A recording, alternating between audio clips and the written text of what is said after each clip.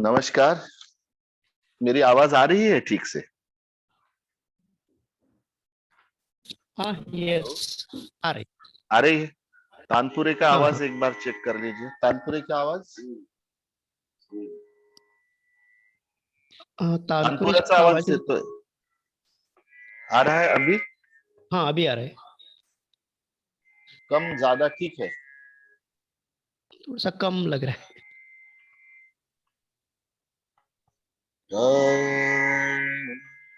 ठीक है।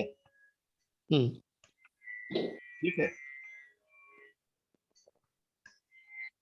ओके। तो शरद जी शुरू करें? यस यस, शुरू कीजिए। स्वप्निल चाफेकर जी है साथ में? त्यांना को होस्ट करायचं आहे आपल्याला शरद जी। मैत्रीदित्य स्वप्नील स्वप्निल चाफेकर चाफेकर। यांना को होस्ट करायचं आहे.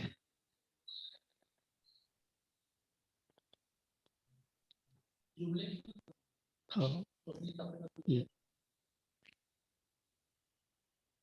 कुणाल सर ते जुळलेले आहेत ना? हो, ठीक आहे स्वप्निल ठीक जी आहे. आप हो ना? हा, झालं झालं. हाँ हाँ हाँ। हा, जुळलेत.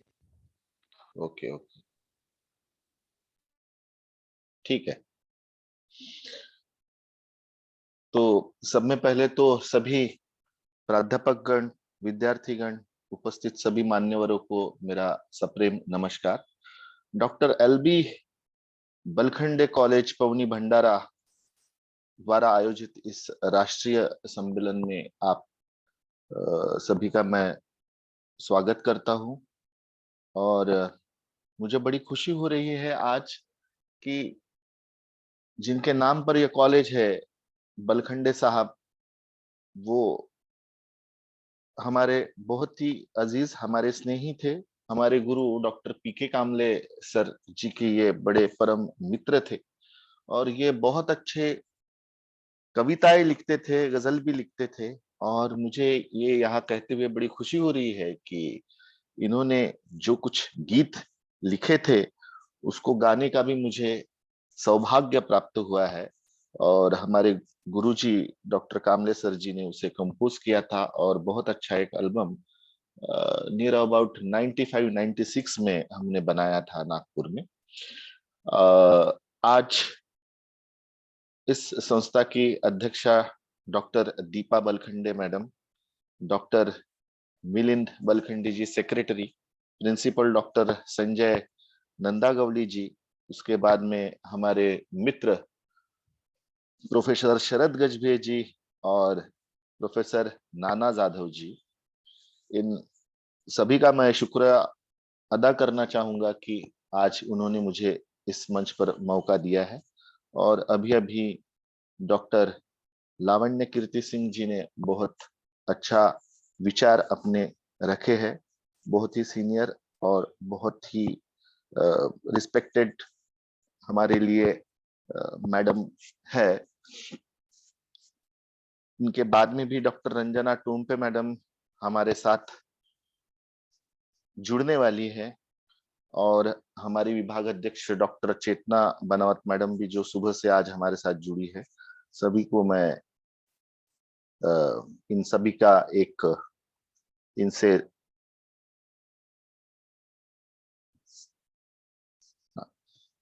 डॉक्टर चेतना बनावत मैडम भी हमारे साथ जुड़ी है।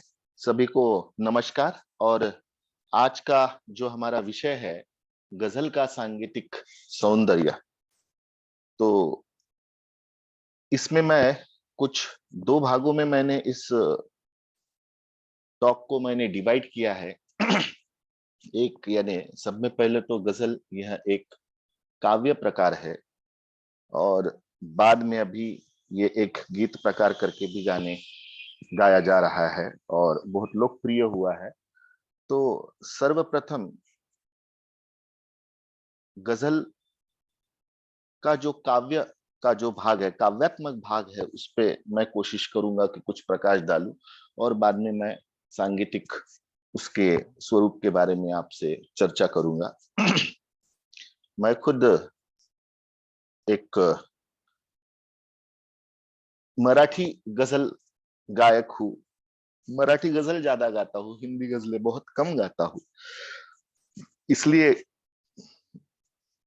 मेरी कोशिश रहेगी कि थोड़ा मेरा हिंदी में बात करने का थोड़ा कुछ कम ज्यादा हो उर्दू में, तो आप मुझे माफ करोगे।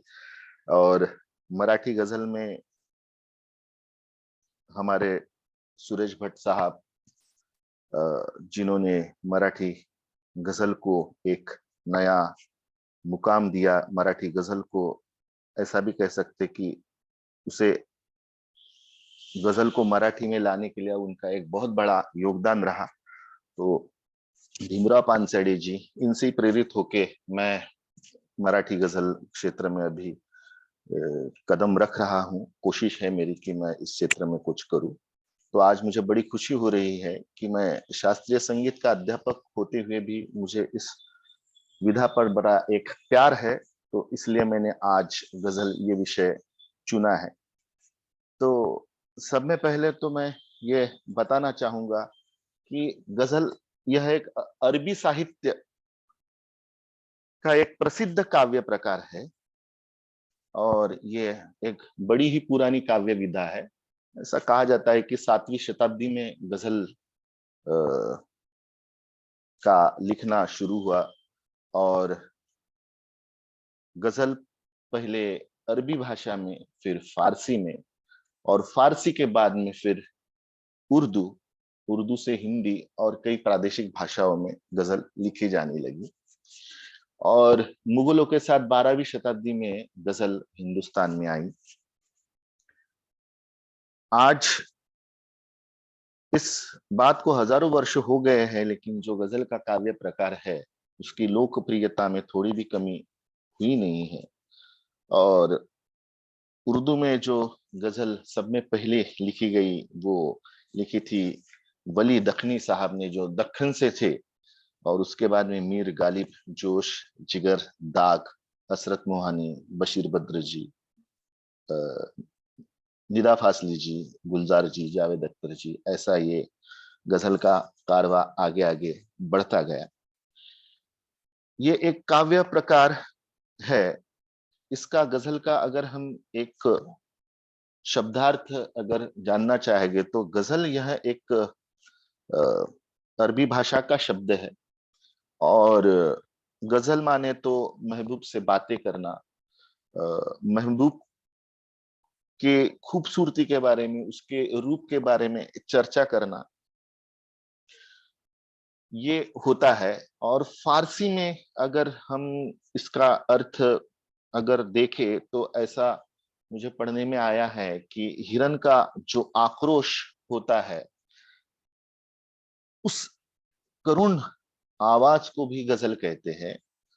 फिराक गोरखपुरी जी ने ये कहा है कि गजल की भावपूर्ण फिराक गोरखपुरी जी ने एक परिभाषा की है कि जब कोई शिकारी जंगल में कुत्तों के साथ हिरन का पीछा करता है, और हिरन भागते समय किसी झाड़ी में फंस जाता है जहां से वह निकल नहीं पाता है, उस समय उसके कंठ से एक दर्द भरी आवाज निकलती है, उसी करुण स्वर को गजल कहते हैं। और इसके बाद कई शायरों ने अब अपने तरीके से गजल का बारे में परिभाषाएं लिखी है। तो हमसे पूछो कि गजल क्या है, गजल का फन क्या है, चंद लफ्जों में कोई आग छुपा दी जाए। हमसे पूछो कि गजल क्या है, गजल का फन क्या, चंद लफ्जों में कोई आग छुपा दी जाए। उसके बाद में खून जब अश्क में ढलता है गजल होती है। खून जब अश्क में ढलता है गजल होती है, जब भी दिल रंग बदलता है गजल होती है। और एक बड़ा ही मशहूर शेर है कि गजल में बंदिशो अल्फाज ही नहीं काफी, गजल में बंदिशो अल्फाज ही नहीं काफी, जिगर का खून भी चाहिए कुछ असर के लिए। तो हर गजलकारों ने अब अपनी तरीके से इसके बारे में अपनी परिभाषाएं, अपना भाव व्यक्त किया है। मराठी में हमारे दोस्त है प्रोफेसर रवि चापके जी, उन्होंने भी मराठी में लिखा है कि गजल के बारे में बहुत अच्छा उन्होंने लिखा है।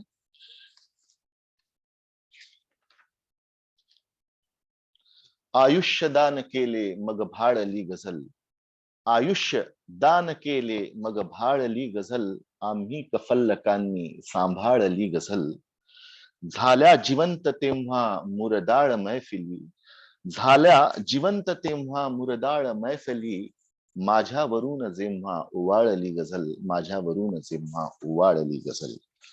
तो थोड़ा मैं मराठी में भी कुछ बोलूंगा, लेकिन बहुत कम बोलूंगा, क्योंकि मराठी भी हमारे काफी मित्र, हमारे काफी प्राध्यापक गण हमारे साथ जुड़े हैं जो मराठी गजल के भी चाहते हैं। तो मैं थोड़ा बहुत मराठी में भी कुछ बातें आगे रखना चाहूंगा। तो गजल यह एक काव्य प्रकार है, ये मैंने पहले ही आपको बताया, लेकिन ये इसमें एक इन 50-60 सालों में एक गजल गायकी के रूप में आगे आई है। और इसके पहले भी कोई गाता होगा, लेकिन कुछ रिकॉर्डिंग्स हमारे पास में नहीं, या कोई पुख्ता हमारे पास सबूत नहीं है कि कोई गजल पहले गाता होगा। लेकिन सहगल साहब हो गए, उसके बाद में बेगम अख्तर जी हो गई, उसके बाद में मेहंदी हसन साहब हो गए। मेहंदी हसन साहब जी ने बहुत बड़ा काम किया है गजल में। तो एक काव्य रूप के साथ में ही गजल ने एक गायन शैली भी अपनी, एक गायन शैली करके भी एक अपनी गजल ने नई पहचान बनाई है। तो मैं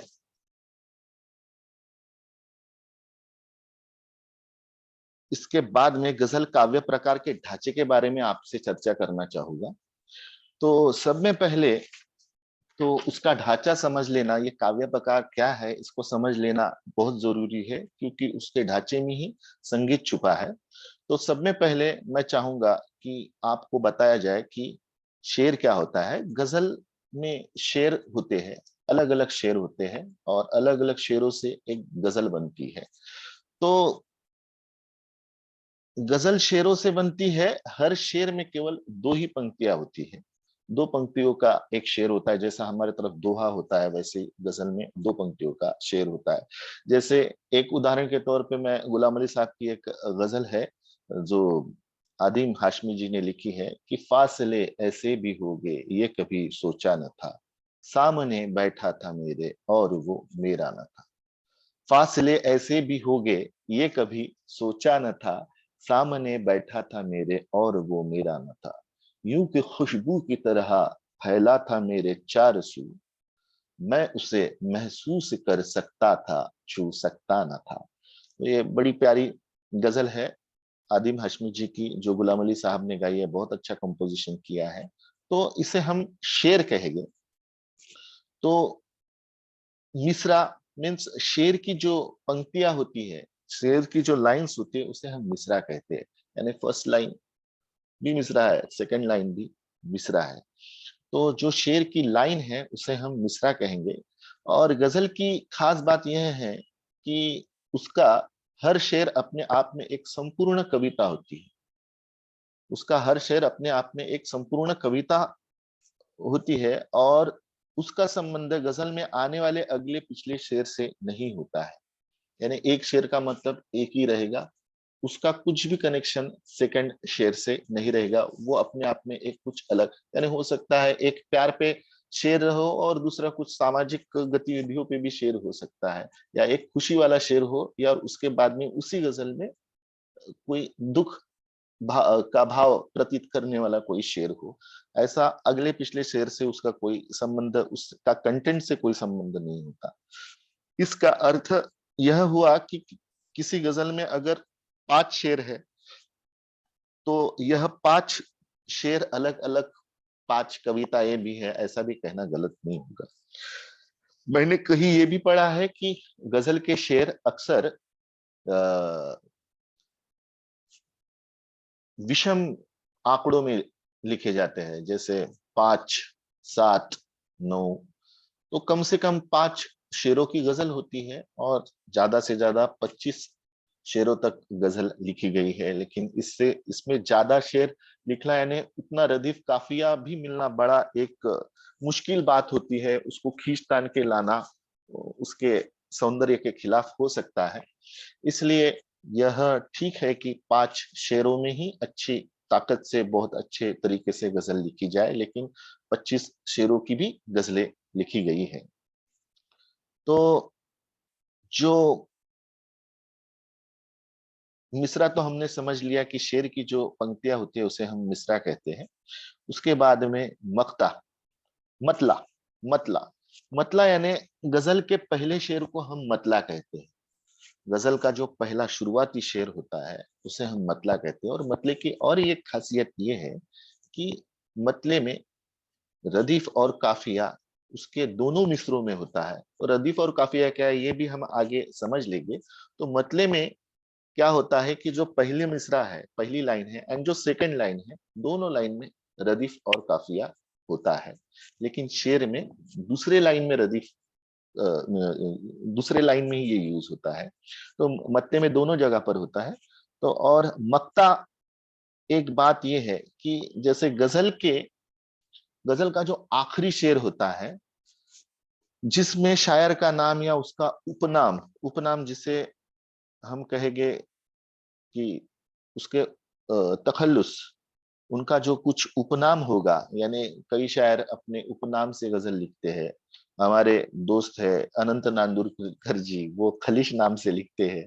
तो ऐसे उपनाम होते हैं। तो ये गजल के आखिरी शेर में उपनाम या अपना नाम लेकर शेर पढ़ा जाता है, उसे मक्ता कहते हैं। पहले के जमाने में एक क्या थी, गांव पे जैसे मक्तेदारी होती थी कि ये गांव पर मेरी मक्तेदारी रहेगी।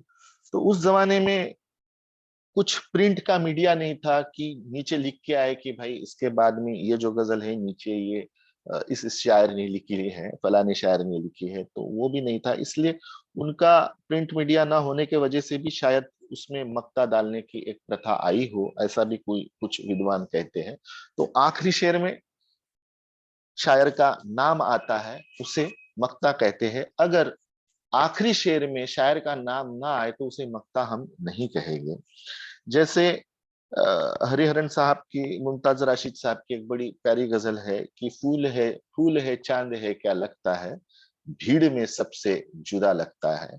तो शोर है दिल में कुछ इतना राशिद कि मुझको सन्नाटा सदा लगता है। तो यहाँ पे शोर है दिल में कुछ इतना राशिद, ये जो राशिद है तो ये नाम है शायर का, मुमताज राशिद साहब का।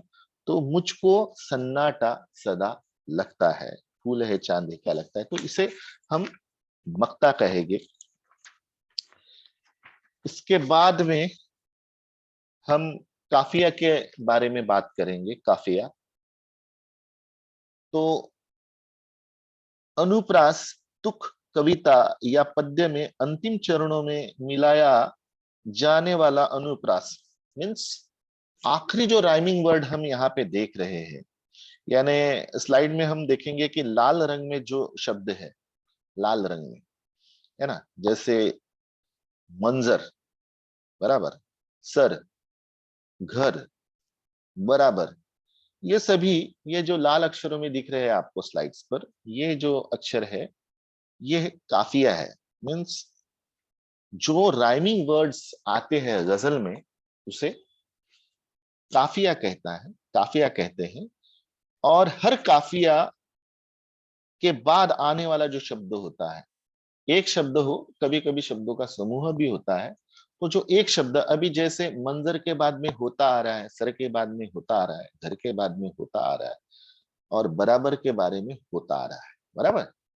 तो ये जो होता होता जो हर जगह रिपीट हो रहा है तो उसे हम रदीफ कहेंगे। जो हरे शब्दों में आपको यहाँ पे दिख रहा है उसे हम रदीफ कहेंगे। और जो लाल अक्षरों में है, जो राइमिंग वर्ड्स है, उसे हम काफिया कहेंगे। जो रदीफ है वो एक या दो भी ज्यादा, दो से भी ज्यादा कुछ समूह शब्दों का हो सकता है।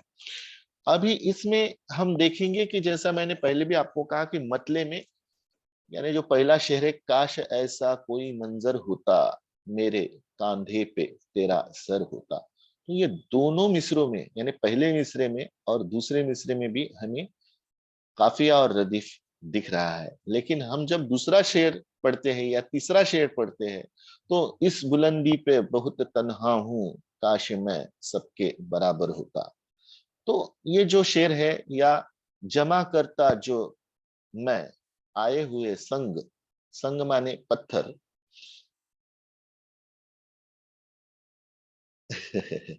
कमेंट्स भी आ रही है। तो जमा करता जो है, आए हम संग, सर छुपाने के लिए घर होता। तो यहाँ पर दूसरे मिसरे में हमें रदीफ काफिया दिख रहा है, और दूसरे शेर के भी दूसरे मिसरे में हमें रदीफ काफिया दिख रहा है, लेकिन पहले मिसरे में नहीं है। तो ये मतली की एक खासियत होती है कि दोनों मिसरों में रदीफ काफिया वहां पर दिखता है। उसके बाद में उदाहरण के तौर पर अगर दूसरी गजल भी हम ले सके, तो रंजिश ही सही दिल ही दुखाने के लिए आ। स्वप्निल जी, दूसरी गजल लेना। मेरे साथ हमारे बहुत ही अजीज स्नेही हमारे दोस्त भी है, मेरे हमारे स्टूडेंट भी है, प्रोफेसर स्वप्निल चाफेकर जी मौजूद है। दूसरी गजल लिखी नहीं अपने पास में, रंजिश ही हाँ सही सर, दिल ही दुखाने के। स्लाइड पे नहीं है सर। हाँ। ओके, कोई बात नहीं, कोई बात नहीं, कोई बात। तो स्वप्निल चाफेकर जी भी हमारे साथ में है, जो हाल ही में अभी मेरे अंडर में इन्होंने पीएचडी की है, इन्हें डॉक्टरेट प्रदान हुई है मुंबई यूनिवर्सिटी के ओर से। और चिन्मय मिशन यूनिवर्सिटी में ये एज असिस्टेंट प्रोफेसर है, बहुत अच्छा गाते हैं। और आज ये भी बड़े गजल के शौकीन हैं, गजल लिखते हैं, गाते भी है। तो आज हमारे साथ में ये है। तो स्वप्निल जी का भी मैं शुक्रिया अदा करना चाहूंगा कि उन्होंने ये स्लाइड्स बनाने में मेरी काफी मदद की है।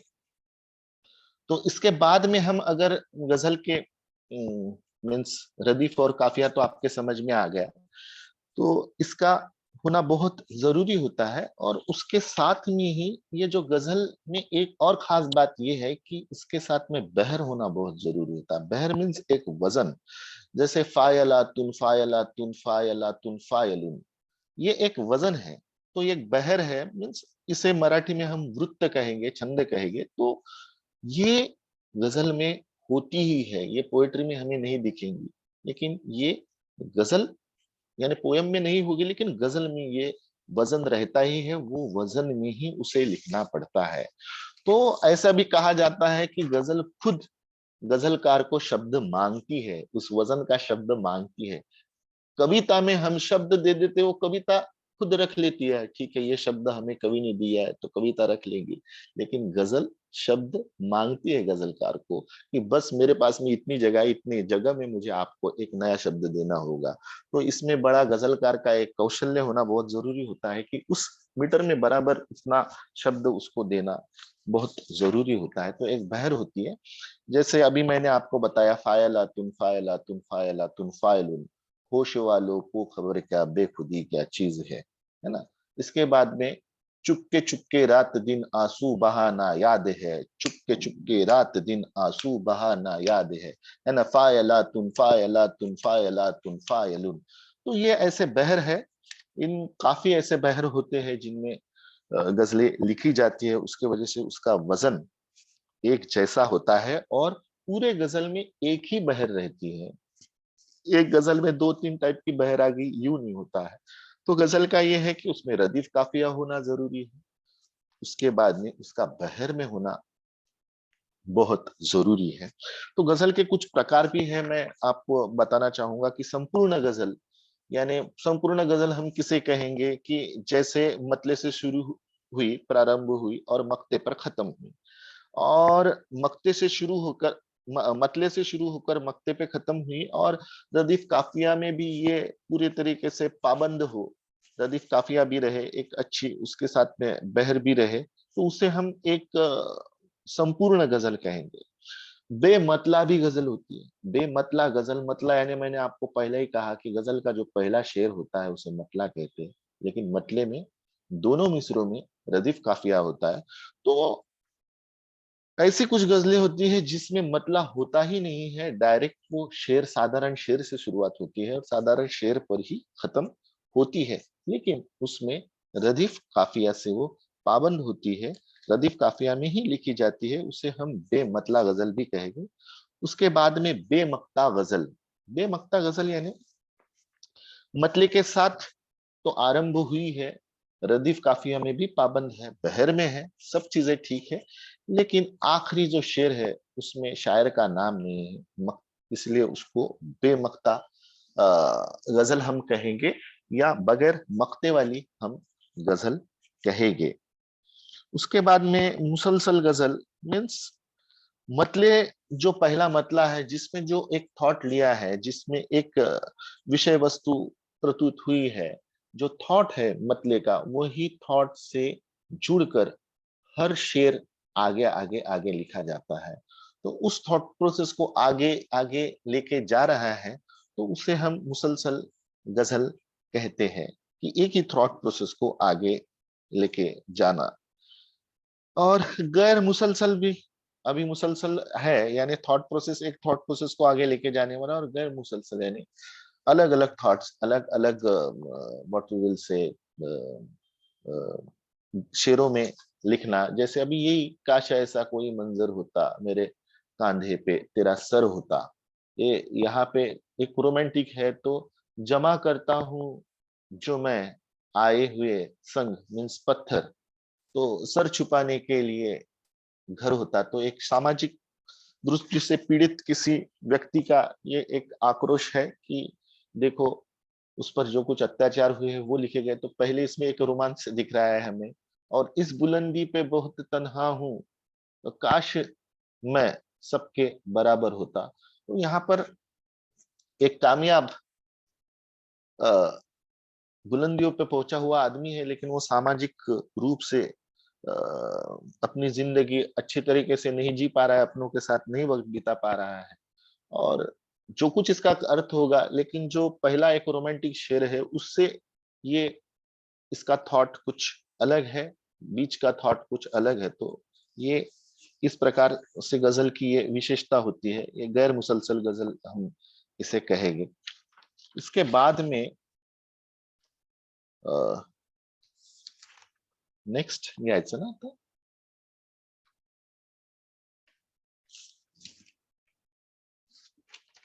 हम्म, तो भारतीय अभिजात शास्त्रीय संगीत में हमने देखे है कि काफी गीत प्रकार है। अभिजात संगीत में वैसा देखा जाए तो ख्याल, ध्रुपद, धमार, ये अभिजात संगीत के कला प्रकार है। उसके बाद में हम सेमी क्लासिकल में देखेंगे तो ठुमरी है, टप्पा है, दादरा है, कजरी है, चैती है। तो काफी लोग गजल को भी सेमी क्लासिकल में बोलते हैं, कुछ लोग नहीं मानते हैं, उसको लाइटर फॉर्म में लेते हैं कि नहीं ये सेमी क्लासिकल में नहीं। लेकिन हम देखते हैं कि जो हिंदुस्तान में गजलें गाई गई है, या गजल वैसे भी जो कोई गाता है, तो उसको एक शास्त्रीय संगीत का, हिंदुस्तानी संगीत का बेस है। तो कुछ ऐसे शास्त्रीय संगीत के ऐसे कुछ शैलियां हैं जिनमें गजल हमें गजल में हमें जिनका कुछ रूप देखने मिलता है। जैसे हम ख्याल गायकी की बात करें तो यह एक राग की प्रस्तुत, एक राग को लेकर प्रस्तुत होने वाली एक विधा है, जिसमें हम एक राग को ही आगे तान, आलाप, सरगम से आगे बढ़ाते हैं और उसको इम्प्रोवाइज करते हैं। बड़ा ख्याल, छोटा ख्याल होता है, ये आप सभी को बताना जरूरी नहीं, आप सभी ये सब जानते हैं। लेकिन हम जब गजल में हम देखें तो जैसे यहाँ में बोल आलाप होते हैं जिस तरह से, और एक ही राग को लेके आगे उस उसे बढ़ाते हैं, तो गजल में भी ऐसा होता है कि काफी गजलकार, जैसे मेहंदी हसन खान साहब का मैं यहाँ पे नाम लेना चाहूंगा, कि एक ही राग में वो पूरी गजल रखते थे। वैसा गुलाम अली साहब के साथ में नहीं, वो राग पे बेस होते थे, लेकिन आजू बाजू के सुर लगाकर उसमें चमत्कारिकता पैदा कर कर उनकी एक अपनी अलग शैली उन्होंने निर्माण की। तो मेहंदी हसन खान साहब एक राग को लेके आगे बढ़ते हैं, जैसे रंजिशी से ही यमन को लेके आगे बढ़ रहे हैं, और उसमें जो इम्प्रोवाइजेशन भी हो रहा है, जो विस्तार भी हो रहा है, वो गजल का थोड़ा ख्याल के अंदाज में हो रहा है, लेकिन ख्याल में जो गाने का एक व्हाट वी विल से खड़ापन होता है वो गजल गायकी में नहीं होता है। मेहंदी हसन खां साहब ने काफी साल शास्त्रीय संगीत की शिक्षा ली, उसके वो गायक भी थे, लेकिन उन्होंने बहुत ही सरलता से शास्त्रीय संगीत से गजल को सरल बनाया है। मीन शास्त्रीय संगीत का आधार ही लेके उन चीजों को, उन सांगीतिक तत्वों को बड़ा प्यार से उन्होंने गजल में ढाया है। तो ख्याल हो गया, ठुमरी दादरा हो गया।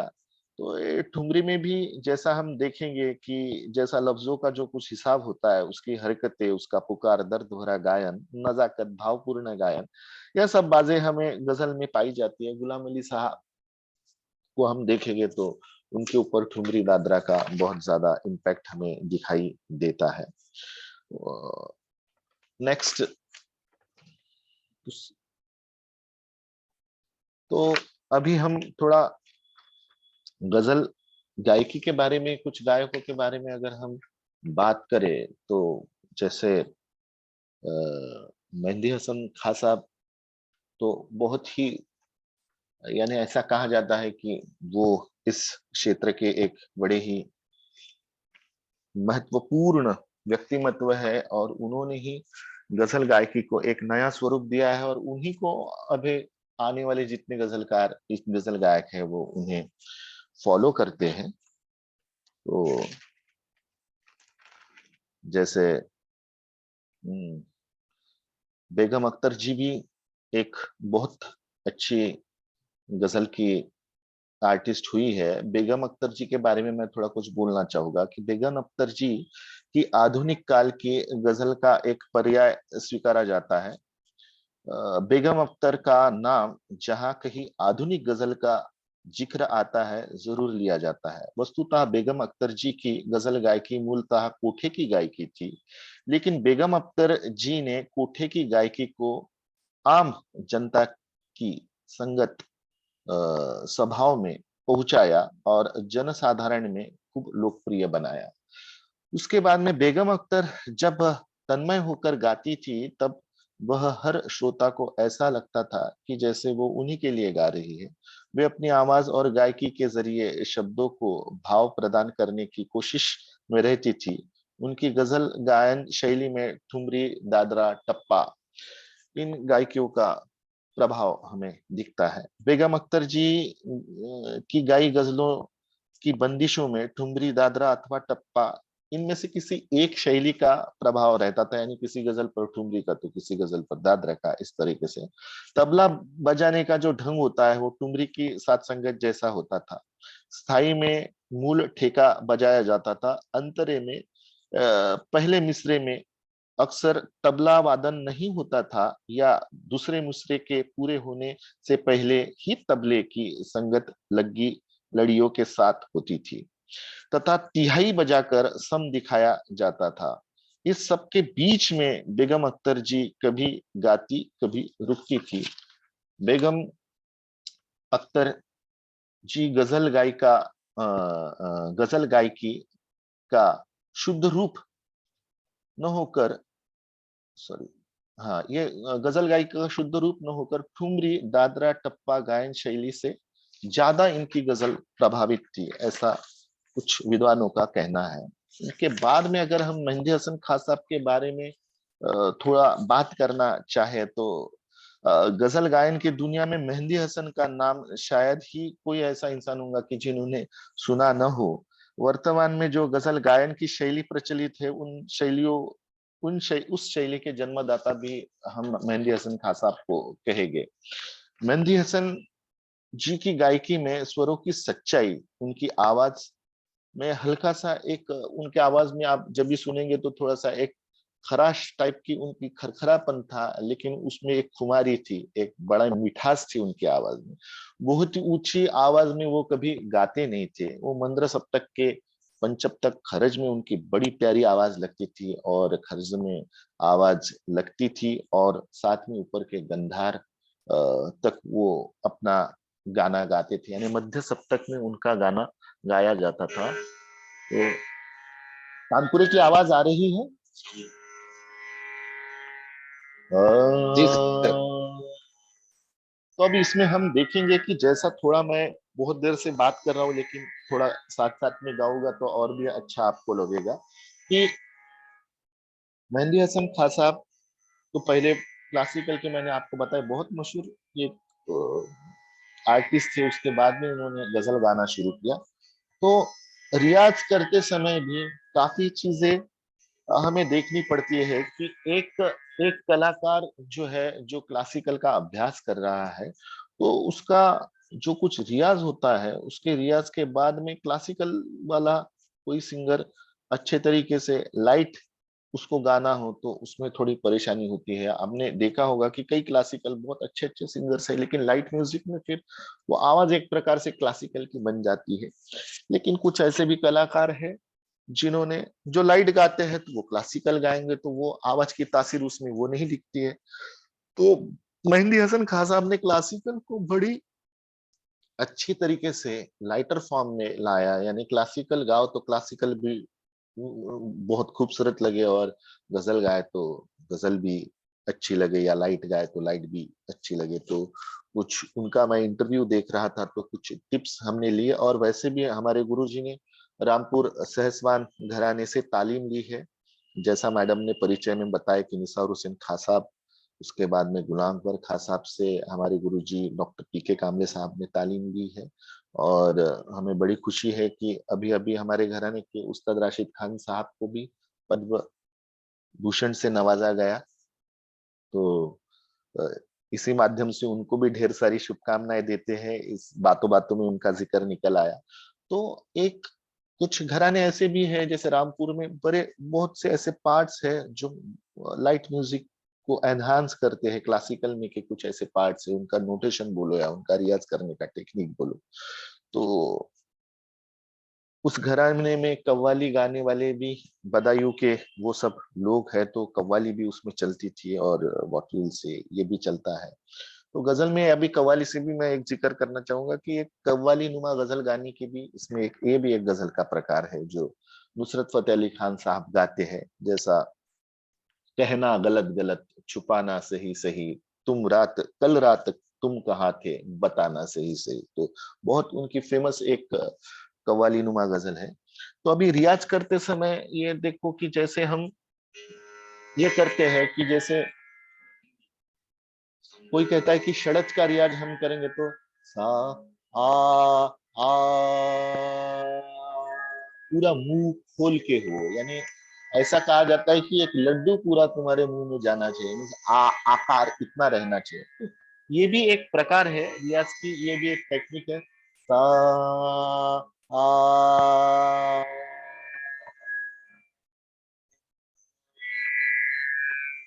सुर स्टेबल होना चाहिए, सुर हिलना नहीं चाहिए। ये तो सब बातें आपको पता है। लेकिन हम थोड़ा इसको गजल के अंदाज में अगर रियाज करना है, या थोड़ा अभी माइक्रोफोन्स आए हैं, सब साउंड सिस्टम बहुत तगड़ी होती है, तो हम इस सड़च को भी यूं भी गा सकते हैं। सा,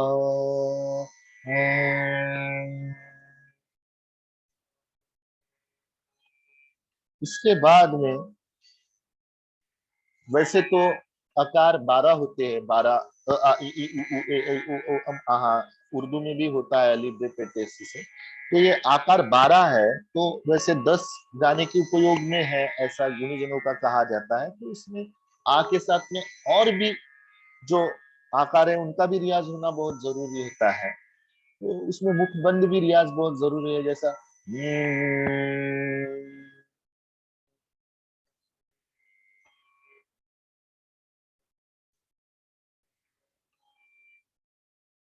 इस प्रकार से मुंह को कितना खोलना है, कितना कम रखना है, कहाँ बंद करना है, यानी जिसे हम वॉइस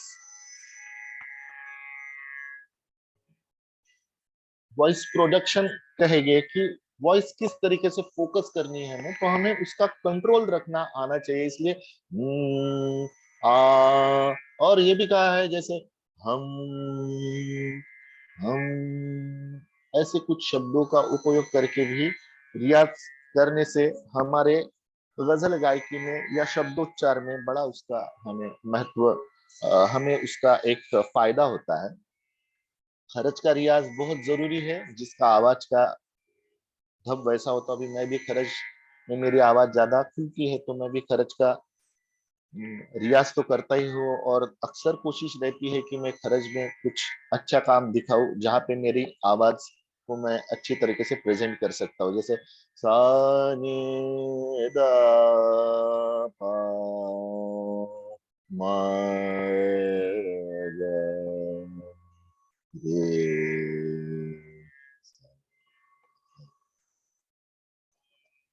सा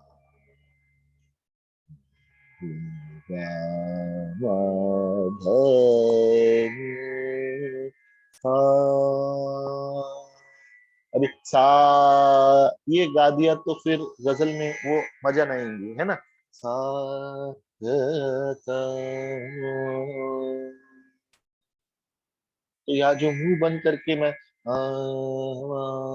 थोड़ा नेजल भी यूज कर रहा हूँ, गले को भी यूज कर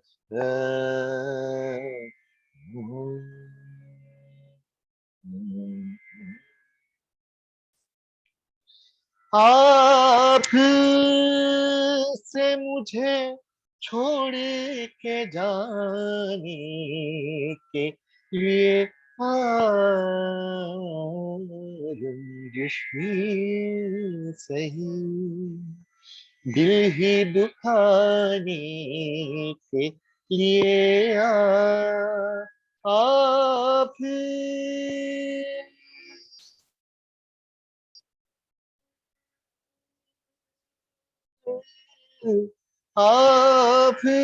सुरों का ठहराव देखो, इतना ठहराव आपको किसी के गायकी में नहीं दिखेगा जितना मेहंदी हसन खां साहब के।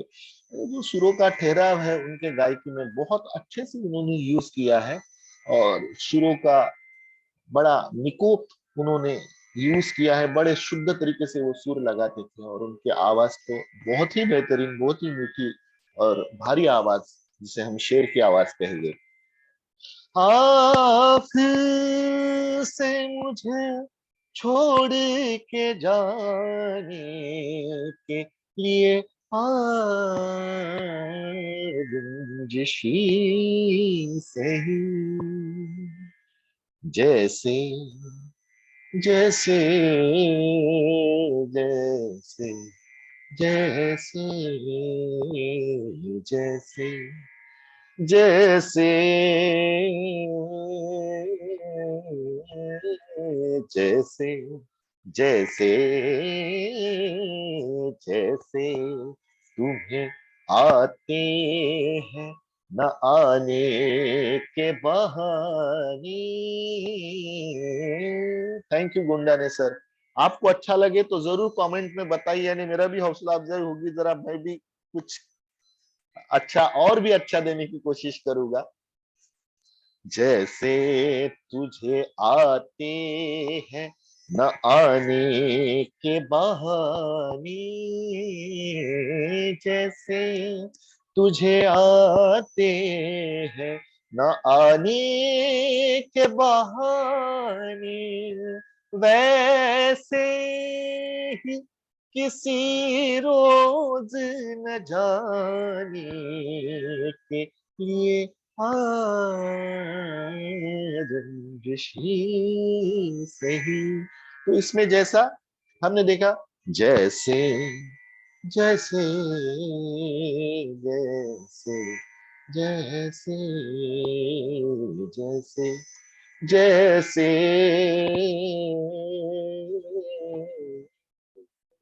जैसे जैसे जैसे ये जो बढ़त है, तो हम इसे छोटा ख्याल में जैसा बोल आलाप होता है, लय का जो तान है, और सुरों की भी जो बढ़त है, ये ख्याल अंग से थोड़ा एक प्रभाव यहाँ पर दिखाई पड़ता है। लेकिन मेहंदी हसन खान साहब ने पूरी तरीके से उसको ख्याल में न रखते हुए उसको बड़े लाइटर फॉर्म में बड़ा प्यार से उसको, यानी उसको एकदम पेश किया है।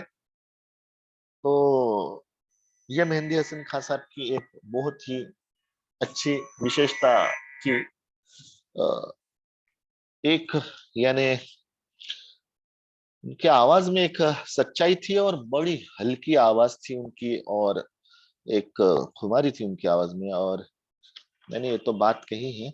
इसके बाद में उन्होंने, जैसे शब्दों का उच्चारण के बारे में मैंने कहा ही है, उनकी गाई गजलों में रागों की स्पष्ट झलक मिलती थी। जैसे अभी ये अमन बेसपुरी एक गजल थी, गजल की सांगीतिक बंदिश में वे ध्यान रखते थे कि राग का स्वरूप भी ना बिगड़े, यानी राग का स्वरूप को भी वो अच्छी भली भांति निभाने की कोशिश उसमें करते थे। साथ ही इस बात का भी ख्याल रखते थे कि गजल की बंदिश गजल के अंदाज के अनुसार ही रहे, बंदिश को सुनकर ख्याल अथवा ठुमरी अथवा टप्पे का आभास ना हो। तो अभी जो बात मैंने आपको बताई, इन्होंने अपनी गजल की बंदिश में ज्यादातर यमन, गौड़ मल्लार, पहाड़ी, खमाज, मांड, भूपाली, भीमपलासी, कीरवानी, कलावती, काफी, अहिर भैरव, तोड़ी, झिंझोटी, विभास, पटदीप आदि रागों का प्रयोग किया है। तो बहुत ही अ, एक मशहूर हमारे ये मेहंदी हसन खान साहब एक गजल के फनकार थे, आज जिन्होंने, ऐसा मैं कहूंगा कि एक नई, थैंक्स नाना जी, तो एक नींव रखी है। और उन्हीं के हम देखते हैं कि जब वो पाकिस्तान में उनकी लास्ट मोमेंट पे थे, डेड बेड पे थे, तो इतना प्यार हमारे हिंदुस्तान के सभी गजल के फनकारों ने दिया।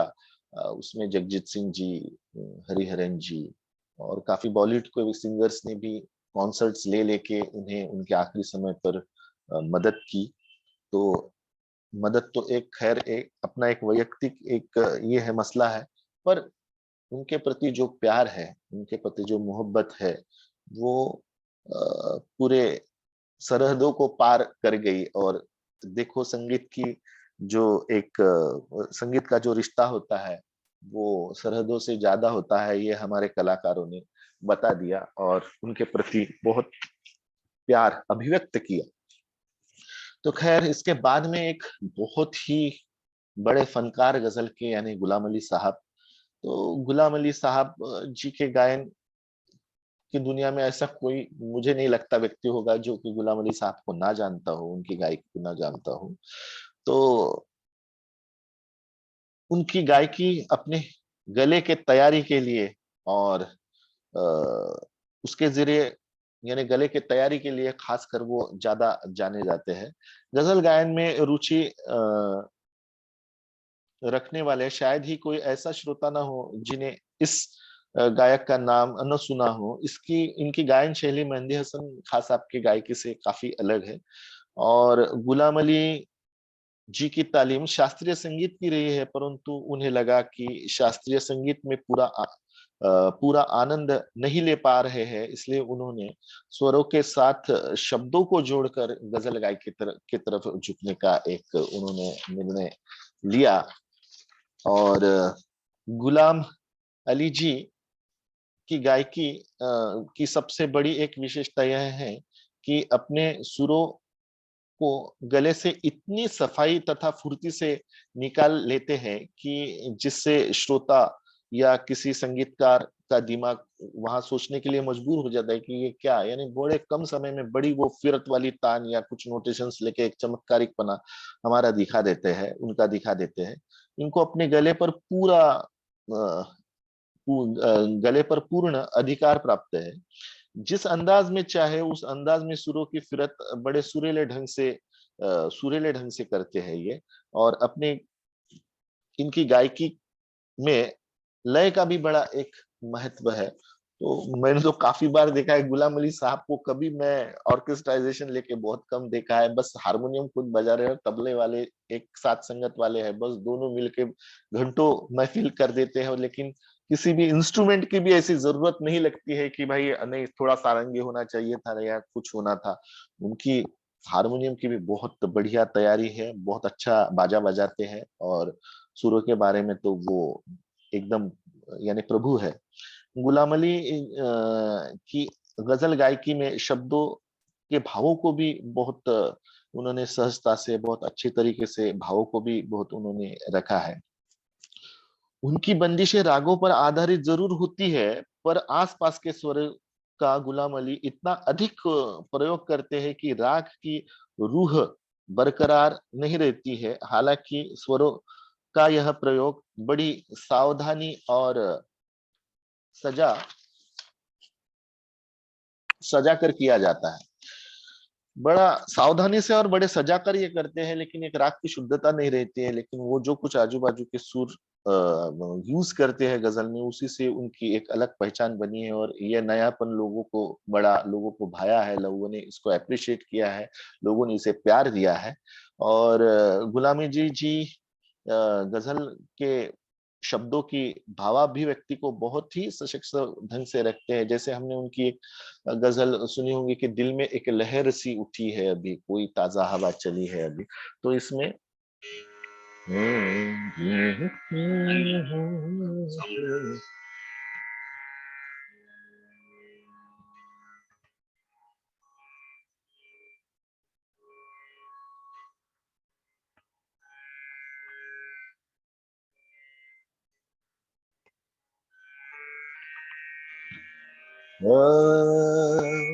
तो गुलाम अली जी की एक बड़ी मशहूर गजल है, दिल में एक लहर सी उठी है, कोई ताजा हवा चली है अभी। तो इसमें लहर को बहुत अच्छे तरीके से गुलाम अली जी ने पेश किया है। यानी जो कुछ शब्द है, गजल एक भाव प्रधान गायकी है, शब्द प्रधान गायकी है। ये क्लासिकल जैसी स्वर प्रधान, यानी स्वरों का तो इस्तेमाल है, स्वर प्रधान गायकी नहीं, हम इसे शब्द प्रधान गायकी कहेंगे। तो जो कोई शब्द आते हैं गजल में, कुछ शब्दों को हमें उसको इलाबोरेट म्यूजिकली करना पड़ता है उसको। अभी देखो कि गजल एक इतनी समृद्ध काव्य विधा है कि हम मुशायरों में देखेंगे तो शायर अपनी गजल जब पढ़ते हैं तो सिर्फ पढ़ते हैं, जैसे राहत इंदौरी साहब, बशीर बद्र साहब, काफी बड़े बड़े आर्टिस्ट कवि है जो अपनी सिर्फ गजलें पढ़ रहे हैं तो पढ़ने पर ही इतनी ताली आ रही, इतनी वाहवाही मिल रही है कि फिर इतना सब होने के बाद में उसको संगीत में फिर से गाने की कोई वैसे देखे जाए तो जरूरत ही नहीं है। लेकिन कुछ शब्द ऐसे होते हैं, ऐसे भाव होते हैं कि जिसको संगीत का अगर जोड़ मिल जाए तो उसको बहुत और ऊंचाई छू लेता है। बीच में हमारे म्यूजिक डिपार्टमेंट में अनूप जलोटा जी को हमने बुलाया था, तो अनूप जलोटा जी ने बहुत प्यारी एक बात कही जो मैं आपसे अभी बताना चाहूंगा। कि सब में पहली बात तो ये है कि जो साइलेंस है, शांति है, उसी में बहुत खूबसूरती है। मीन्स हम अक्सर देखा होगा, लोग शांति के लिए, मन को स्थिर रखने के लिए मेडिटेशन करते हैं, किसी सुनसान जगह पर चले जाते हैं। उस शांति में जो सुकून मिलता है दिल को, दिमाग को, जो आनंद मिलता है, उससे ज्यादा आनंद कहीं नहीं मिलता है। लेकिन उस सुकून में, कहीं जंगल में हम गए हैं, बड़ी शांति है, बड़ा सुकून है, उसका हम आनंद ले रहे हैं।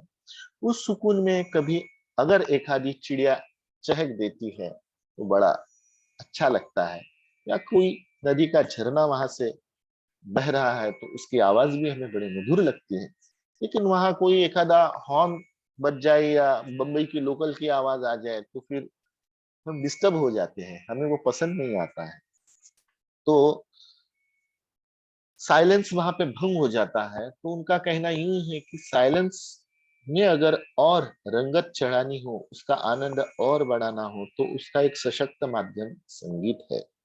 तो शब्द अपने आप में ही इतना बड़ा रोल प्ले कर रहे हैं, उसमें इतना अच्छा वो लोगों की दाद ले रहे हैं। तो उसके ऊपर जाके अगर कुछ काम होता है, शब्दों से भी ऊपर जाके कुछ काम होता है, तो ये एक बहुत बात वो लोगों तक पहुंचती है, लोग उसको प्यार करते हैं और लोग उसको आगे बढ़ाते भी हैं।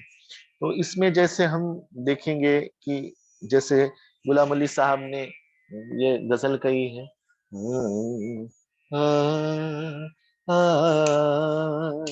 आ, दा, था,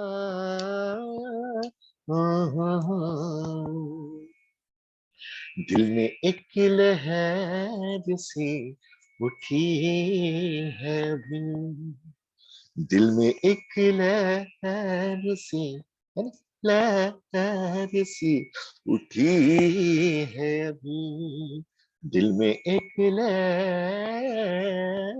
सी, दिल में एक लहर सी। ये थोड़ा एक उन्होंने सुरों के माध्यम से लहर को अलग अलग तरीके से पेश करने की कोशिश की है।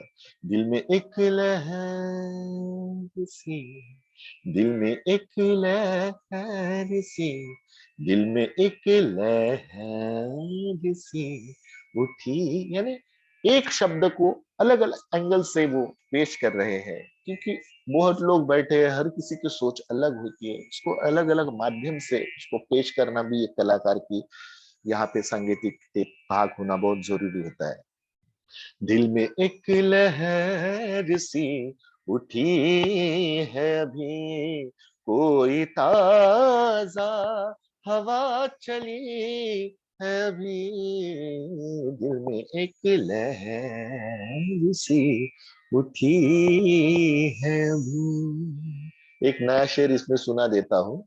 सो गए लोग उस हवेली के, सो गए लोग उस हवेली के, एक खिड़की मगर खुली है अभी, एक खिड़की मगर खुली है अभी, कोई ताजा हवा चली है अभी, दिल में एक लहर सी उठी है अभी। आ, ओ, आ, हा, हा, हा, आ, हा, हा, हा, आ, हा, हा, हा, हो। बहुत अच्छे एक फनकार है गुलाम अली साहब, जिन्होंने एक अलग पहचान गजल को दी है। तो मेरे तो मेहंदी हसन साहब, गुलाम अली साहब और जगजीत सिंह बड़े मेरे फेवरेट गजल सिंगर्स है। तो इसके बाद में हम थोड़ा बात करना चाहेंगे। शरद जी थोड़ा 10 मिनट होगा ना, 10-15 मिनट में मैं करता हूँ इसे, क्योंकि पैसे शेड्यूल जो कुछ था उससे थोड़ा हमारा काम लेट चल रहा है। इसके बाद में जगजीत सिंह साहब भी एक बहुत ही मशहूर जोड़ी थी, जगजीत और चित्रा जी की। ऐसे समय पे जब फिल्मी संगीत के शोर शराबे में से भी संगीत प्रेमी अ, घबरा चुके थे, जगजीत चित्रा की जोड़ी ने गजल गायकी के क्षेत्र में उभर कर सामने आई। जगजीत चित्रा की गजल गायन क्षेत्र में आगमन से पहले गजल गायन सुनने वाले श्रोताओं श्रोताओं का एक छोटा वर्ग था। मेहंदी हसन के प्रयासों से गजल गायन सुनने वाले श्रोताओं में कुछ बढ़ोतरी जरूर हुई, परंतु जगजीत सिंह और चित्रा सिंह के इस क्षेत्र में आगमन के बाद गजल को आम आदमी की पसंद करने आम आदमी भी इसे पसंद करने लगा, क्योंकि इन्होंने गजल गायकी को शास्त्रीय संगीत के भारी बोझे से हल्का कर शास्त्रीय संगीत के सूक्ष्म प्रभावशाली तत्वों का उपयोग अपनी गजल गायक शैली में किया, और सादी सादी और उर्दू फारसी से जो कुछ गूढ़ शब्द थे, जो कुछ भारी शब्द थे, उसको हटाकर थोड़े लाइटर वर्ड्स को यूज करके, और क्लासिकल तो रखा साथ में, लेकिन उसमें का भी जो एक भारीपन था वो हटाकर बड़े हल्के फुल्के तरीके से गजल जगजीत जी ने लोगों तक लाई। इसके वजह से ये हम देखते हैं कि एक जनसामान्य व्यक्ति जो बहुत कुछ शास्त्रीय संगीत का जानकार भी नहीं था, उसे भी गजल पसंद आने लगी। जगजीत सिंह जी की आवाज में एक ईश्वरी देन थी। इस आवाज को अपनी मेहनत से उन्होंने और भी सजाया है, और उन्होंने गंभीरता पैदा की है अपने आवाज में, उनकी एक अलग ही गंभीरता थी। इनकी आवाज को सुनकर ऐसा प्रतीत होता है जैसे आवाज गले से नहीं बल्कि सीने से अथवा नाभि से निकल रही है। इनकी आवाज मंद्र सप्तक, तार सप्तक के गंधार तक ज्यादा जाती थी, और मंद्र सप्तक में ही इनकी आवाज ज्यादा खिलकर भी आती थी। मध्य सप्तक में भी बहुत अच्छे ये गाते थे। कभी कभी खर्च के निषाद या दहवत तक भी इनका सुर वो उन्होंने कुछ गजलों में लगाया है। और गजल गायन में कहीं भी इन्होंने तान या आलाप का प्रयोग यानी बेफजूल में नहीं किया। ऐसा नहीं कि तान या आलाप उन्होंने गाए नहीं, लेकिन बेफजूल में कभी उन्होंने इसका प्रयोग नहीं किया। उन्होंने शब्द और भावों को ही अपने तक पहुंचाने का बड़ा एक अच्छा काम उन्होंने किया है। और एक मैं बात कहना चाहूंगा कि जगजीत सिंह साहब ने जो ताल होते थे, जैसे हमारे हम देखते हैं कि हमारे म्यूजिक में, गजल में, कि ताल जो है वो रूपक हो गया, केरवा हो गया, दादरा हो गया, ये ताल ज्यादा गजल में चलते हैं। तो जगजीत सिंह साहब ने इन ठेकों के जो बोल थे उनको भी थोड़ा सरल किया। मीन्स जैसे केरवा जो धागे नती न के धीना, ऐसा हम बोलते हैं, तो इन्होंने धी ना ना तक तिन, धी ना ना तक तिन, ती ना ना तक धिन, धी ना ना तक धिन, ती ना ना तक धिन, धी। तो इस टाइप के ऐसे उन्होंने कुछ ठेके इजाद किए कि जो गजल के साथ में बड़े प्यारे और बड़े मीठे लगते थे। तो आपने जब भी कभी जगजीत सिंह साहब की आप गजल सुनते होगे तो आपने देखना कि आपको सीधा दादरा सीधा कहरवा ऐसा लगा हुआ कभी नहीं दिखेगा। उसमें उन्होंने धिन तक ना ना ना ना, धिन तक ना ना, ऐसे काफी उन्होंने अलग अलग पैटर्न्स ठेकों के उन्होंने तैयार किए। जैसे उनके साथ में ढोलक भी बजती है, तो ढोलक वो उल्टी ढोलक करके बजाते हैं, तो उसमें वो उसे उर्दू बाया कहते हैं, उसे उर्दू बाया कहते हैं। तो जो धिन तक तुदुदुदु जैसा कोंगो पे बजता है, तो इस टाइप से वो ढोलक का भी उन्होंने उल्टा रख के उसको उर्दू बाया के हिसाब से एक ठेका, यानी उसके पूरा भर के ठेका उनका आता था। और वैसे तो गजल में सारंगी का यूज पहले ज्यादा होता था, सारंगी हारमोनियम और तबले पे ज्यादा चलती थी, लेकिन जगजीत सिंह साहब ने वायलिन का बहुत ज्यादा यूज किया। उनके साथीदार दीपक पंडित जी बहुत बड़े आर्टिस्ट, यानी बहुत प्यारा हारमोनियम सॉरी वो वायलिन बजाते थे दीपक पंडित जी। और दीपक पंडित जी के साथ में अभी हमारे मानस कुमार जी भी है, असम के हैं वो, अभी हमारे मुंबई में रहते, बहुत अच्छा बजा रहे हैं।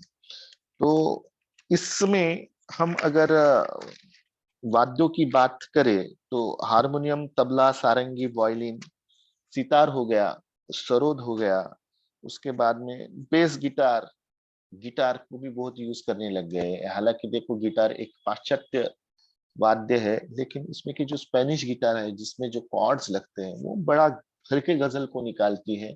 तो कॉर्ड्स का काम के लिए काफी हद तक आज बेस गिटार से भी ज्यादा स्पेनिश गिटार को यूज होता है। उसमें जो कॉर्ड प्रोग्रेशन चलता है उससे एक हिंदुस्तानी शास्त्रीय संगीत में तो वो भर के तो निकलता है, लेकिन एक वेस्टर्न का भी थोड़ा लुक आता है। तो कंटेम्प्रेरी लुक आने की वजह से जो आने वाली हमारी एक नई जनरेशन है वो भी उसको बड़ा प्यार से सुनती है। एक नया फ्लेवर गजल का उसमें सुनाई देता है। काफी लोग अभी कीबोर्ड भी यूज करने लगे हैं, मेहंदी हसन खान साहब भी करते थे, लेकिन अभी तो हमने अगर हरिहरन जी के बारे में हम अगर बात करेंगे तो उन्होंने बहुत हिंदुस्तानी संगीत को भी मद्देनजर रखते हैं और थोड़ा वेस्टर्न का को भी सोच के फ्यूजन स्टाइल में उन्होंने काफी अच्छा गजल को नया एक उन्होंने नया पहचान, एक नई कंपोजिशन की स्टाइल उन्होंने खुद की डेवलप की है।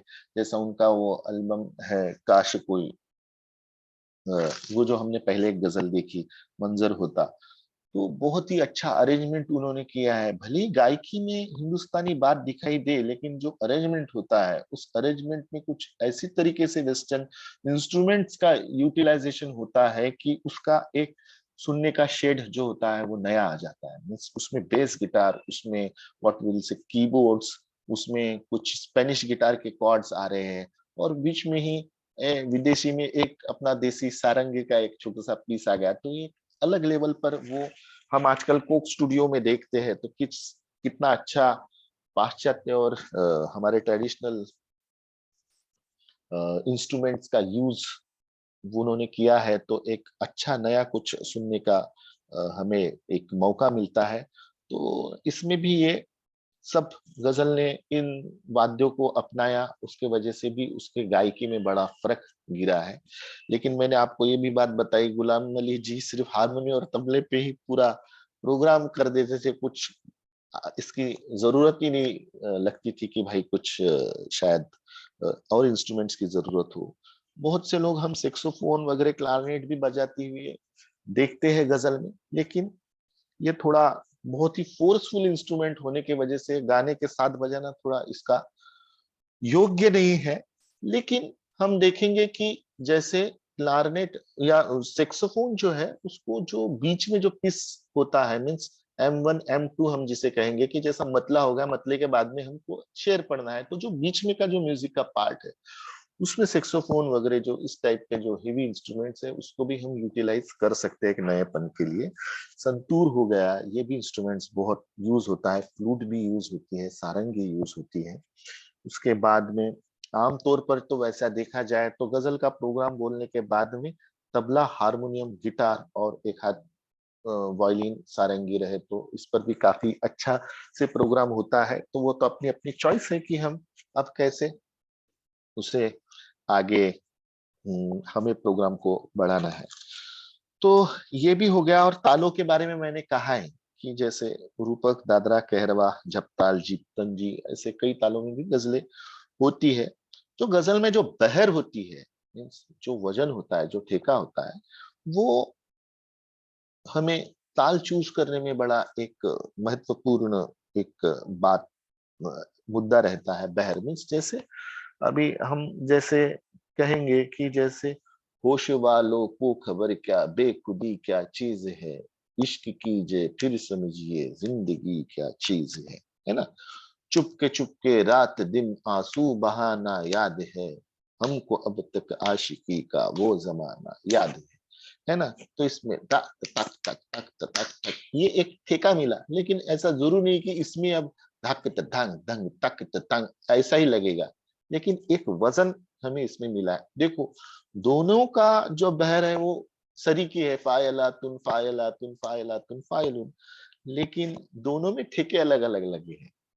मीन्स चुपके चुपके में हम देखते हैं कि रूपक में ये गुलाम अली साहब ने कंपोज की है, और इधर क्या बोलेंगे उसे हम, व्हाट यू विल से, होश वालों को खबर क्या, जगजीत सिंह साहब की, ये केरवा में उन्होंने उसको किया है। तो उसमें भी केरवा आप देखेंगे, धागे नती नक ढीना ऐसा नहीं दिखेगा आपको उसमें। बहुत उन्होंने अलग तरीके से बहुत ही प्यारे शब्द है, होश वालों को खबर क्या, बेखुदी क्या चीज है, इश्क कीजिए फिर समझिए जिंदगी क्या चीज है।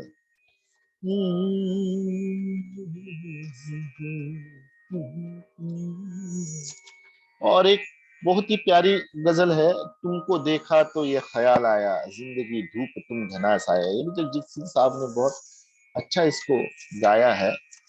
और काफी ऐसी भी चीजें हैं जिसे हम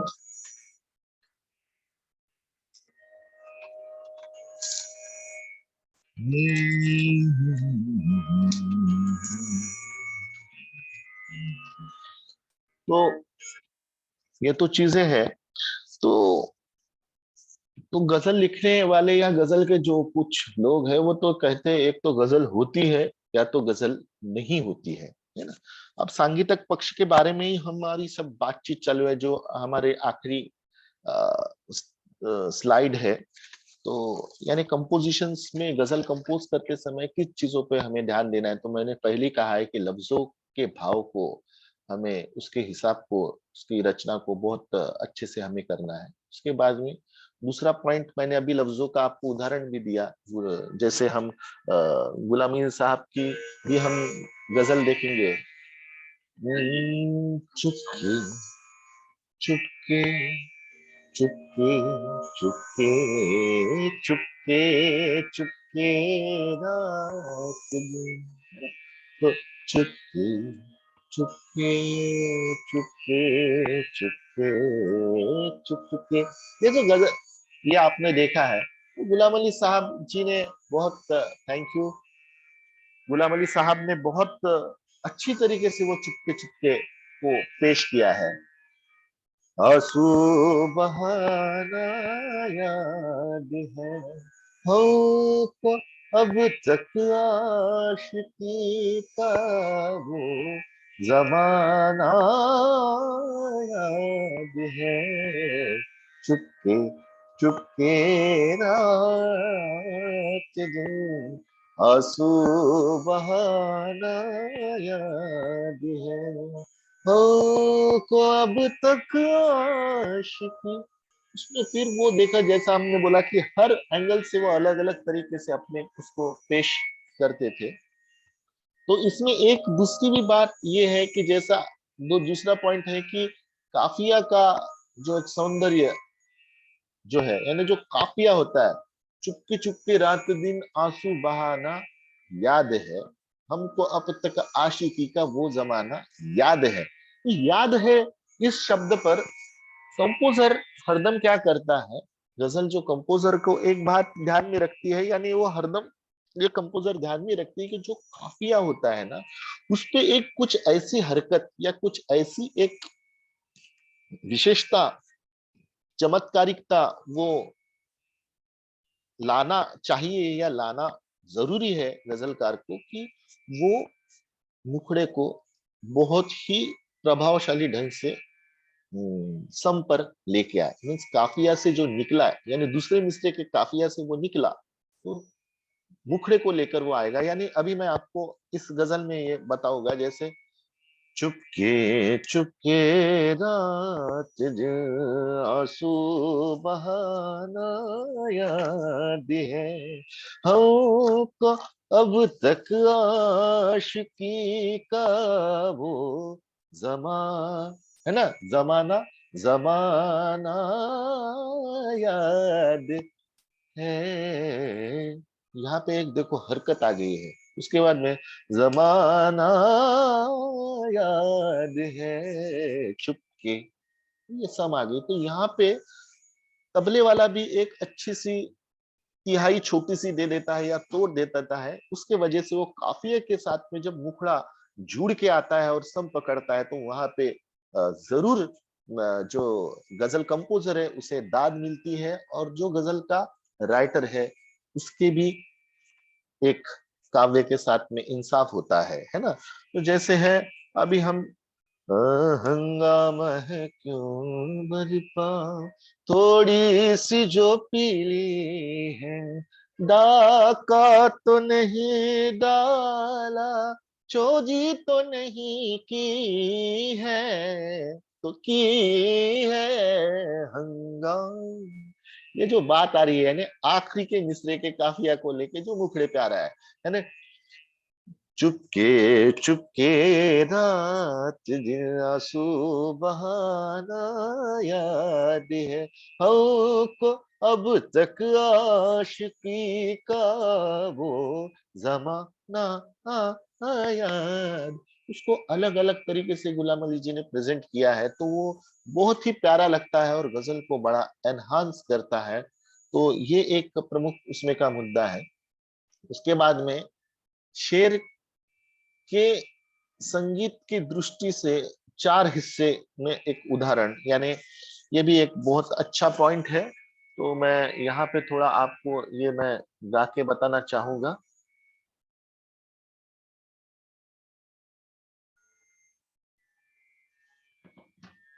ये एक मैंने कंपोज की हुई गजल है।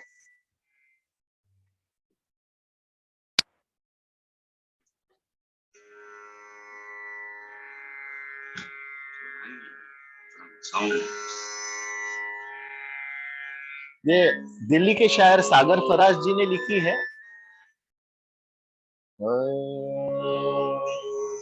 इसको मैंने थोड़ा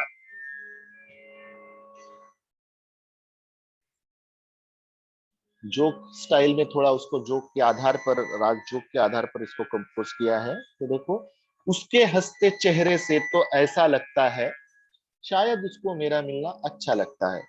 तो ये अभी उसके हंसते चेहरे से तो वन पार्ट ऐसा लगता है, ये मैं पोएट्रिकली आपको नहीं बता रहा हूं, ये कंपोजिशन की एक ट्रिक या एक स्टाइल के हिसाब से मैं आपसे जस्ट मैंने कुछ सोचा है या हमारे भी बड़े भाइयों ने सोचा है, तो उसके बारे में मैं आपको वो जो मेरे कुछ विचार है आपसे मैं थोड़ा शेयर करना चाह रहा हूँ। तो देखिए, उसके हंसते चेहरे से तो फर्स्ट पार्ट ऐसा लगता है, सेकंड पार्ट शायद उसको मेरा मिलना, थर्ड पार्ट अच्छा लगता है, फोर्थ पार्ट। तब होता यूं है कि जो फर्स्ट पार्ट है उसमें हम गजल में एक ये भी बात होती है कि जो दूसरे लाइन में जो उसका एक अर्थ छुपा है वो डायरेक्टली श्रोताओं के सामने हमें पोरोस नहीं देना है, उसका सीक्रेट भी हमें कायम रखना है। जब तक के हम उसका सीक्रेट कायम नहीं रखते हैं तब तक के श्रोताओं में एक उत्सुकता नहीं पैदा होती है कि भाई आगे इसका क्या कहना है। उसके हंसते चेहरे से, भाई उसके हंसते चेहरे से तो क्या क्वेश्चन मार्क है, ऐसा लगता है, तो क्या लगता है, शायद उसको मेरा मिलना अच्छा लगता है ना।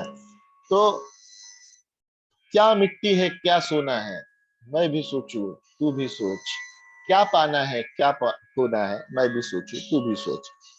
नसीम रिफात साहब की ये बहुत अच्छी गजल थी। तो देखो, उसके गम पनी सा नि पमा नि पमा ग सा ग म प म प ग ग म ग नि ग स नि प प नि सा ग म प ग ग म प नि सा नि प म नि प म ग म ग नि ग।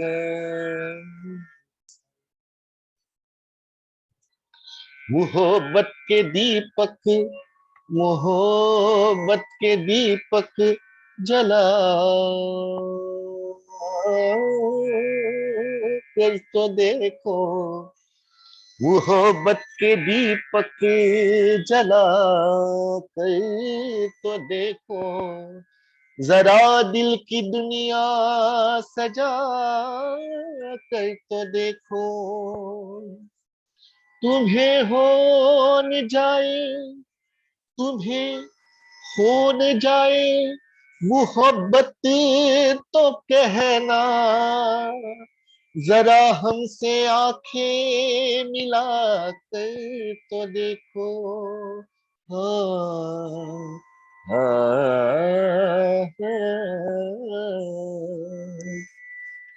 उसके फर्स्ट पार्ट, उसके हंसते चेहरे से तो, रिपीट, उसके हंसते, उसके हंसते चेहरे से तो। लेकिन सेकंड पार्ट को हम ऐसा लगता है, इस फर्स्ट पार्ट में हमने वेरिएशन दिए लेकिन सेकंड पार्ट को हमने बड़ी सरलता से रख दिया। तो this is also one of the style. उसके हंसते, हाँ उसके हंसते चेहरे से तो, उसके हंसते चेहरे से तो ऐसा लगता है शायद उसको। अब यहाँ पे भी वेरिएशन आएंगे, थर्ड पार्ट, शायद उसको, शायद उसको, शायद उसको मेरा मिलना। और फोर्थ पार्ट, अच्छा लगता है उसके हंसते चेहरे से तो ऐसा लगता है, हो ऐसा लगता है, वो हर बात पे मेरी झूठी कसमें खाता है। हाँ वो है समथिंग सस्पिशियस, वो समथिंग स्पेशल है, वो कुछ अलग है, आप सब मेरे जैसा नहीं है, वो है अलग है। तो वो को हमें, अब इस शब्द को थोड़ा लोगों तक पहुंचाना है, क्योंकि यहाँ बैठे हुए सब लोग अलग अलग सोचने वाले हैं, अलग अलग अपनी विचारधारा है, अलग अलग तरीके से वो कोई बोलेगा वो यानी वो यानी वो यानी वो, है ना। तो वो कौन है, उसको हम सुरों के द्वारा जरा उसमें एक सस्पेंस में रखते हुए उसको आगे देखो कैसा बढ़ाते हैं। वो हर बात पे मेरी झूठी कसमें खाता है। हाँ वो, हाँ वो, हाँ वो, हाँ वो, हाँ वो, हाँ वो हर बात पे मेरी झूठी कसमें खाता है। कितना झूठा है वो फिर भी, कितना झूठा है वो फिर भी सच्चा लगता है। कितना झूठा, देखो इसमें कंप्लेंट भी है कि कितना झूठा है वो, लेकिन कंप्लेंट में भी प्यार है। तो उसको जो अंदाज को, कितना झूठा, भाई बहुत झूठे हो तुम, जाओ छोड़ो, बड़े झूठे हो, मैं नहीं। ये जो एक अंदाज है जो ठुमरी में या नृत्य में हमें दिखाई देता है, देखो गजल में कैसे प्रभावशाली आ रहा है। कितना, कितना झूठा, ऐसा नहीं आ रहा है। उसको झूठ को उन्होंने यानी व्हाट वी विल से हम बड़े कठोरता से नहीं लिया है, वो झूठ में भी प्यार छुपा है, तो उसको सुरों का भी वैसा ही एक नजाकत उसमें आनी जरूरी होती है। कितना झूठा है वो फिर भी सच्चा लगता है। नहीं भाई, मुझे तो वो सच्चा लगता है, प्यारा लगता है। ये जो बात है, सच्चा लगता है, शायद उसको मेरा मिलना अच्छा लगता। अभी देख, शायद उसको, हो सकता है, इस क्वेश्चन मार्क है, to be not to be, हो भी सकता है नहीं भी हो सकता है। तो क्वेश्चन मार्क, शायद उसको, शायद उसको, हो सकता है भाई, शायद उसको मेरा मिलना अच्छा लगता है, दोनों निशात को यूज किया है, अच्छा लगता है उसके हंसते चेहरे से। तो चेहरा, पूरा एक हरकत में चेहरा, चेहरे से, तो क्या खूबसूरत चेहरा है। हमें देखते हैं ना दादी या हमारे घर में के बुजुर्ग जो लोग रहते हैं, ऐसे पकड़ के हमें ऐसे प्यार करते कि क्या सुहाना, क्या बढ़िया, आपका कितना खूबसूरत चेहरा है। तो उसके हंसते चेहरे से, तो ये हरकत में वो दिखता है उसमें का प्यार। चेहरे, उसके हंसते चेहरे से तो ऐसा लगता है, हाँ, ऐसा लगता है। और इसके बाद में, ये गजल के बाद में बशीर बद्र साहब की एक बहुत ही प्यारी गजल है, वो चांदनी सा बदन खुशबू का साया है। बस एक उदाहरण लेके मैं अपनी बात को खत्म करूंगा, क्योंकि समय भी बहुत हो गया है। तो वो चांदनी सा बदन खुशबुओं का साया है, बहुत अजीज हमें है मगर पराया है। तो इसमें वो चांदनी सा बदन, अभी चांदनी है तो म्यूजिकली कंपोज करते समय तो अभी शाम है, चांदनी है, तो इसमें तो भटियार में या हीर भैरव में ऐसे रागों में तो इसको कंपोज करना हमें शास्त्रीय संगीत के जानकारों को थोड़ा ठीक नहीं रहेगा, क्योंकि वो प्रभाव उसमें आना बड़ा जरूरी होता है। तो हम इसको शाम के राग में ही चूज करेंगे। यानी ये भी एक बड़ी चीज है कि गजल के शब्द क्या है, उसको 100 बार पढ़ना पड़ता है। उसको 100 बार पढ़ना बहुत जरूरी है एक गजलकार को, क्योंकि जब तक कि वो उस गजल को खुद नहीं समझेगा कि गजलकार का, गजल लेखक का क्या कहना है, तो उसमें वो म्यूजिकली उसको आगे नहीं बढ़ा सकता है। गजल के जो शब्द होते हैं उसमें भाव छुपे होते हैं, और उसमें संगीत भी छुपा, उसमें एक तर्ज भी छुपी होती है, सिर्फ हमें वो ढूंढ के निकालनी पड़ती है। तो ये काम होता है म्यूजिक कंपोजर का, गजल गायक का। ज्यादातर जो म्यूजिक कंपोजर्स है वो वही गजल गाते भी है। तो ये देखो, ये रे गा मा दा नी रे नी मा रे गा रे नी पा सा। दिल को अब होता यूं है कि जैसे अभी मैं ये गजल गा रहा हूँ, तो मैं ये गजल गा रहा हूँ तो शायर बशीर बद्र साहब है, लेकिन इसके पहले मैं कुछ दो चार शेर भी गा देता हूँ जो कि बशीर बद्र साहब ने नहीं लिखे हैं।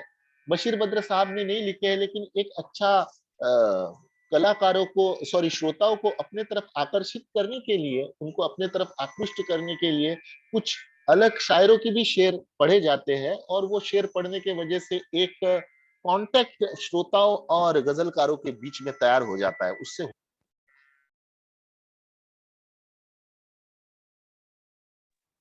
बहुत अच्छे तरीके से बढ़ती है। तो देखो, कुछ बहुत से लोग जैसे गुलाम अली साहब भी, मैं तेरी मस्त निगाही का भरम लूंगा, होश आया भी तो कह दूंगा मुझे होश नहीं। और उसके बाद में हंगामा, तो पिलाना फर्ज था साकी तो कुछ भी पिला दिया होता, पिलाना फर्ज था साकी तो कुछ भी पिला दिया होता, और शराब कम थी तो पानी ही मिला दिया होता।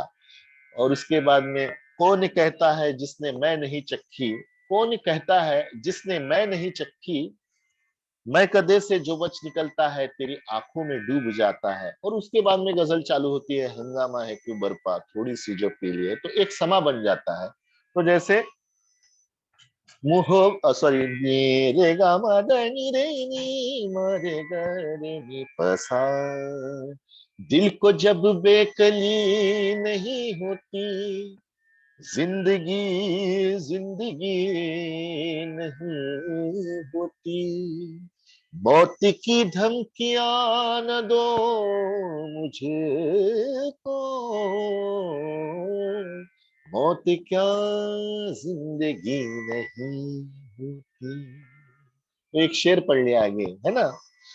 तो इसके बाद में, वो चांदनी, जानबूझकर यमन में रखा है, वो चांदनी, वो चांदनी, वो चांदनी, वो चांदनी सबद खुशबुओं का साया है, बहुत अजीज हमें है मगर पराया है। तो इस प्रकार रागों का भी उपयोग होता है। छोटी बहर की भी गजल होती है। हमारे मित्र तनवीर गाजी साहब ने छोटी बहर, यानी बहुत कम में, देखो, यू सुस्त न चल रफ्तार बदल, बड़ी छोटी बहर, बोली मिसरे बहुत छोटे हैं। यू सुस्त न चल रफ्तार बदल, चेहरा है या ताजमहल, तू शोख किरण, मैं झील का जल, या ऊंट खरीद, या ऊंट खरीद या रेत पे चल। ये छोटी बहर की गजल होगी। और आखिरी में उदाहरण देके मैं मेरी बात को विराम दूंगा कि देखो, फारसी और हिंदी में भी गजल लिखी है अमीर खुसरो साहब ने, यानी पहला मिसरा फारसी में और दूसरी खड़ी हिंदी में। तो इलाई जमादार हमारे महाराष्ट्र के बड़े ही एक मशहूर गजलकार है, जिन्होंने उर्दू और मराठी में इसका प्रयोग किया है। और उन्हीं के कदमों पर कदम रखते हुए कुछ लोगों ने और भी लिखा है। तो ये इस आखिरी पंक्तियों को पढ़ के मैं अपने इस टॉक को विराम दूंगा और सबका आभार व्यक्त करूंगा कि देखो, बहुत अच्छा, इसमें देखो पूरा ग्रामर बहुत ही अच्छा है, सब चीजें अच्छी है। लोग बोलते हैं भाषा पर विवाद होते हैं, भाषा ये संवाद का एक माध्यम है। यानी भाषा तो, हमारा कहना है, बहनें होती है, माँ और मौसी का जैसा एक रिलेशन होता है, बहनों का जैसा रिलेशन होता है, वैसा भाषाओं का रिलेशन है। हर भाषा से कोई नई भाषा निर्माण हुई है, अपने आप में उसका एक महत्व है। जैसे एक बहुत ही अच्छा शेर है कि, जैसे,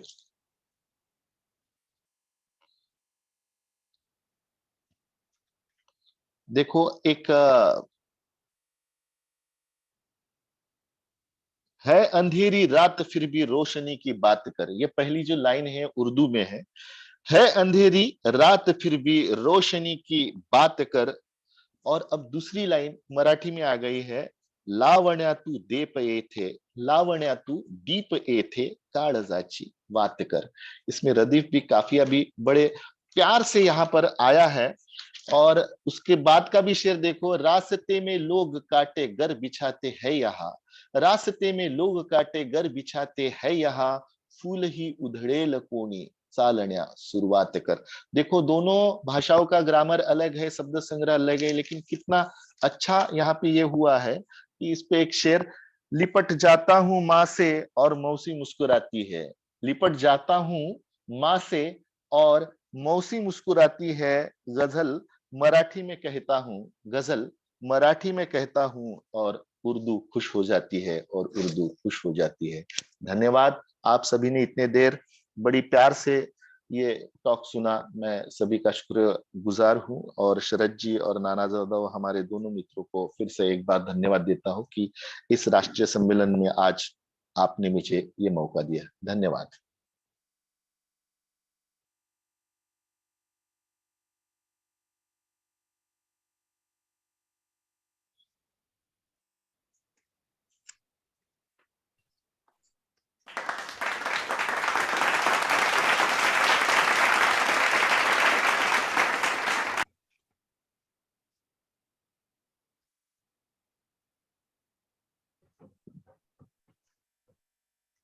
बहुत ही बढ़िया तरीके से डॉक्टर कुणाल इंगळे इन्होंने हमें गजल का परिचय करवाया, और बहुत ही अच्छे तरीके से गजल किस तरह से लिखी जाती है, किस तरह से उसे कंपोज किया जाता है, किस तरह से तालबद्ध किया जाता है।